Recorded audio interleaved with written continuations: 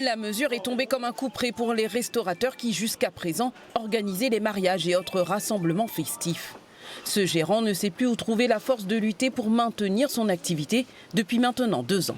Nous, on a 4 manifestations qu'on a dû reporter, qui ont été reportées à la demande des clients. Et surtout tous les repas d'entreprise, parce qu'au-delà de la danse, tout le monde est un peu dans la peur de voir un cas Covid apparaître dans un regroupement professionnel. Donc les dirigeants, pour la plupart, ont annulé leur repas de fin d'année. Les collectivités aussi, donc il y en a beaucoup moins que les autres années.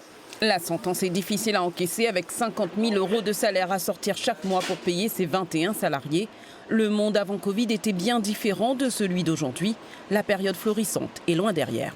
On refusait des gens sur le mois de décembre, c'est ça en fait, c'est qu'on avait tellement de demandes que tous les jours c'était plein. Et tant mieux d'ailleurs parce que ça fait travailler tout le monde. Et puis vous savez, c'est un peu comme le principe de la fourmi et de la cigale. C'est que le mois de décembre, c'est un peu le mois fourmi pour les restaurateurs. C'est la période estivale, c'est là qu'on crée de la trésorerie pour les temps plus difficiles. Donc c'est à ce moment-là qu'on engrange de la trésorerie. Et malheureusement, on n'a pas la capacité de le faire avec cette gestion actuelle de la crise. À moins de 3 semaines des fêtes de Noël, le gouvernement a donc décidé de ces nouvelles mesures restrictives pour tenter de contrer la 5e vague de l'épidémie.